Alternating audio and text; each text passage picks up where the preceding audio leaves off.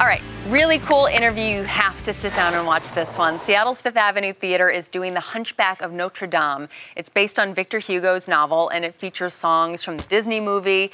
In the novel, Quasimodo was deaf. And in this production of Hunchback, actor Josh Castile, who plays Quasimodo, is also deaf. Josh uses American Sign Language in the show, and we are thrilled to have Josh Castile with us here today, along with his interpreter, Brad Galloway. So this is going to be a really cool interview here. Thank you both for coming in. Appreciate it. Thank you for having us. All right, so for people who might not be familiar with the show, talk a little bit about the story of The Hunchback of Notre Dame. So the story is, it's a fictional story based on the book written by Victor Hugo, which means it's depressing and dark. But basically, everyone dies. And I mean, literally, that's the same in every Victor Hugo book. But really, it's about the Hunchback, this guy who lives in a bell tower. He was given to the archdeacon in France at that time when he was a baby. And so the archdeacon needs to take care of this baby, so he's deformed. And so he just sticks him up in the bell tower. And it's his responsibility as he grows up to ring the bell. And this is kind of a coming-of-age story for Quasimodo. Oh, yeah. Yeah, exactly. So he realizes, I want to see more of the world. My life can't just be this room in the bell tower. It's got to be more. I want to go out there. And really, it's really fun. It's really fun to go through this journey every night and to see him challenge the archdeacon, challenge society, challenge himself. It's a really fun show. I really like it. It sounds like you're fantastic in the show. So congrats on the show, first off. Thank you, thank you. But you mentioned it's a dark story. It's a coming of age story. What do you hope audiences take away from it when they go see you in this?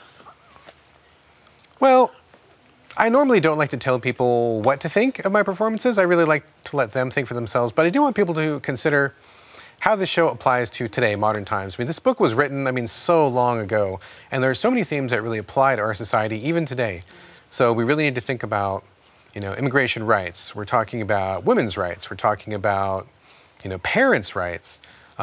There's a lot of things here that I really hope the audiences will come and see and take in the show, of course, but look at the messages that are behind it. It's not just that I'm deaf, but I want to see, more in the story. I want to put that through in the performance. Oh, absolutely.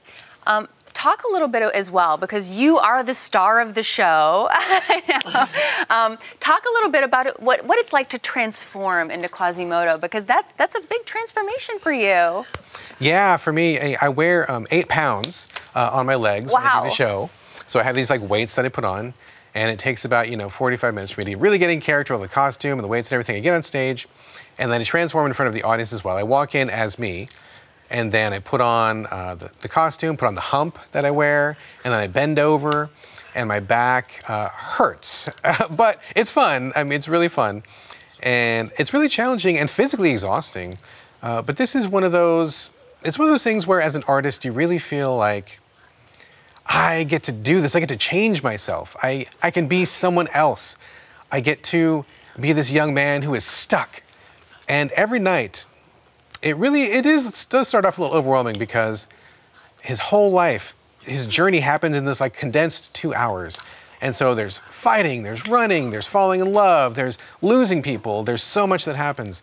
But at the end, it's just so touching, because there's this wonderful ensemble who supports, and they're there to support us on stage. And they got my back, and I really love the ensemble. Oh my gosh, it's so good to have you here. Thank you so much, and thank you for having us. Yeah, it's great to have you here, and I hope you got to stop and watch this interview.